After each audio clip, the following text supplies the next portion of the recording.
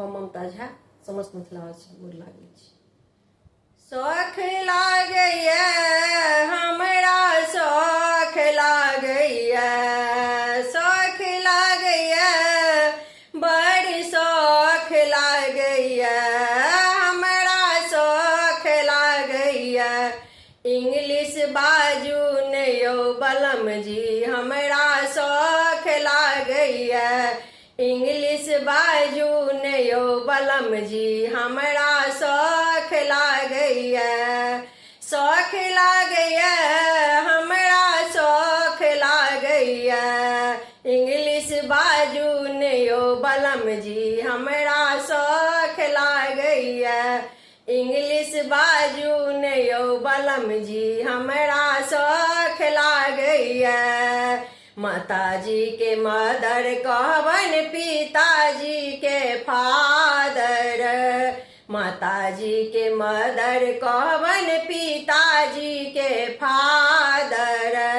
बेटा के सन कहबै बेटी के डॉटर, बेटा के सन कहबै बेटी के डॉटर।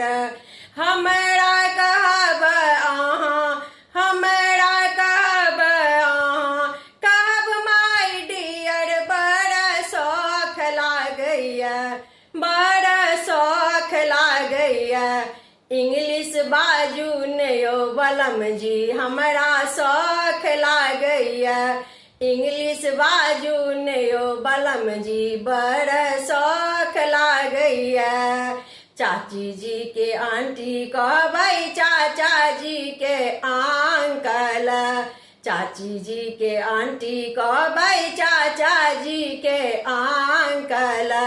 बहिन के सिस्टर कहबै भाई के ब्रदर, बहिन के सिस्टर कहबै भाई के ब्रदर।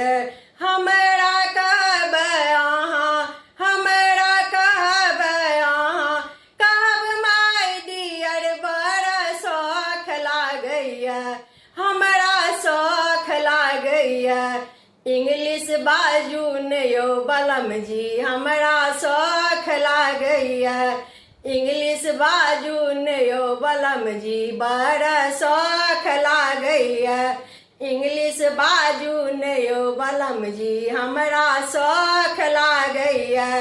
शहर के टाउन कहबै गाम के विलेज यौ, शहर के टाउन कहबै गाम के विलेज यौ। आदमी के मिस्टर कहबै औरत के मिसेज यौ, आदमी के मिस्टर कहबै औरत के मिसेज यौ। हमरा कहब अहाँ, हमरा कहब अहाँ, कहब माय डियर हमरा शौख लागैया, बड़ शौख लागैया। इंग्लिश बाजू ने यौ बलम जी हमरा शौख लागैया, इंग्लिश बाजू ने यौ बलम जी हमरा शौख लागैया। दिन के लंच करबै रात के डिनर यौ, दिन के लंच करबै रात के डिनर यौ। नहीं जेबै दूर कहियो रहबै नियर यौ, नहीं जेबै दूर कहियो रहबै हम नियर यौ। इंग्लिश ने बजबै अहाँ, इंग्लिश ने बजबै अहाँ तऽ बहुत टियर हमरा शौख लागैया, बड़ शौख लागैया।